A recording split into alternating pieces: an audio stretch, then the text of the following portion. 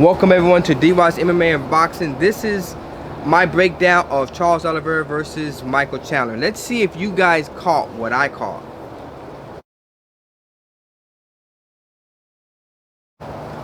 Did you catch it yet? Did you see what I saw? Let me try it again. Let me slow it down for you, see if you saw, if you caught what I caught.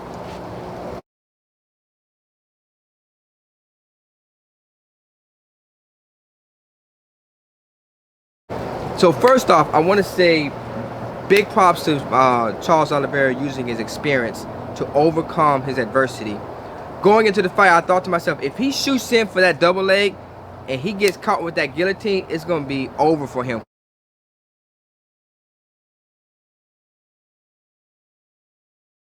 He showed his experience and his ability to overcome that adversity.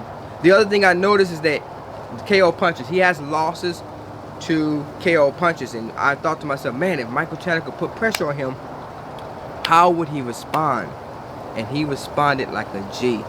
And I want to first explain to you guys the importance of distance management.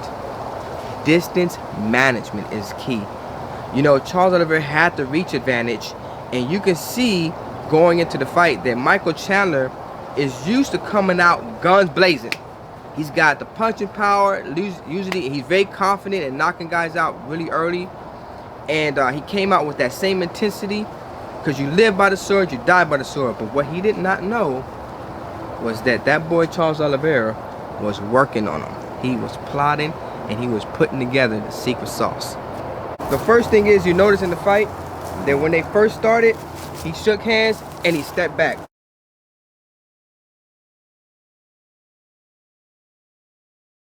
Now look how far Michael Chandler stepped back. Okay, was he a lefty or a righty? He was a righty. Okay, good. So now he's so far out of distance that he's throwing his punches from here. Right. Now all he has to do is what? Pop me with the left hand. Right. But he was Charles Oliviera. So Charles Oliviera was just trying to get his distance. So Chandler's still putting his pressure in. You see? He didn't know how to get inside. He was just coming in with full power. Right, right. And all he was doing was just touching him. Stepping back and touching. He was just touching him the whole fight. And there was one point where he threw his hands right behind his head.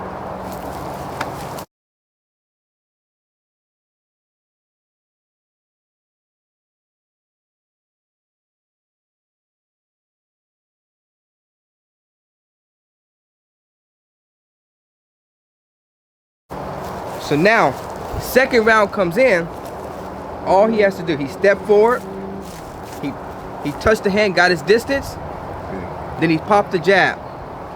Chandler comes in. He throws his right hand. Chandler comes in, but this is what he does. He ducks under He his steps right. back. As he's pulling back, he hits him with the hook. Bam, drops him.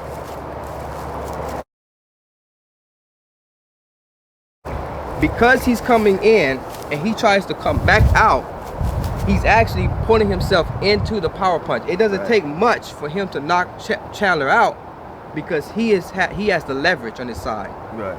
If he's inside, Stepped in with that left. as long as he's here, the hook doesn't have the same power. Right. But because he's lunging back, He's right out at the end of his power. right at the end of the power. Okay. And Charles was planning that the whole fight. Makes sense. He was Makes throwing that hook, Right. but he was touching him. Right. And he was just touching him. He wasn't throwing the hook yet.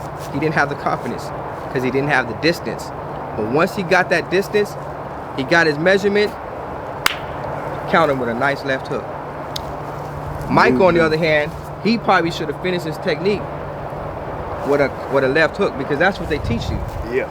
But Not drop back. drop back, you giving a taller man room. But staying into him and you squeezing off his power. He could have stayed right there. Stay right in there. Or he could have came back with his hook.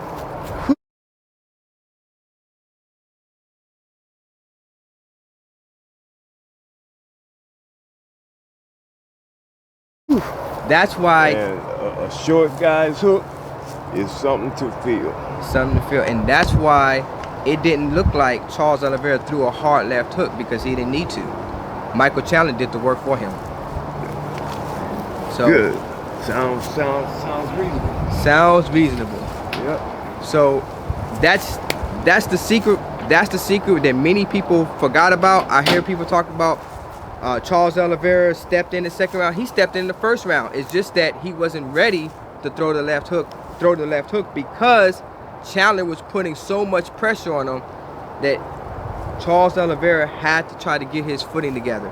And he touched him with the hand, but he also used his kicks.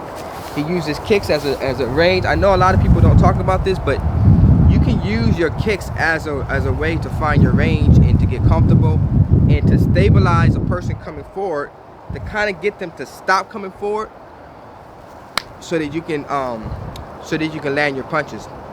So he did all that, and I'm surprised that Chandler did not get knocked out a lot quicker, because when he leaned forward with that punch, he was open all day for knees and kicks. It's just that Oliviera was just trying to get the timing down and the distance down.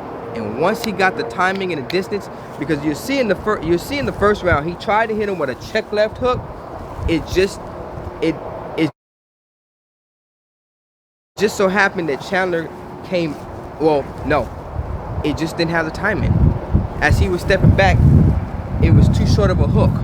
But man, oh man, in that second round, he knew that all he had to do was set it up with his right hand. He touched him, jab, came in, dropped the hook. Short left hook. This is DROD'S MMA in Boxing. If you like what you saw, please hit the subscribe button, like, and I'll see y'all for the next episode. Later.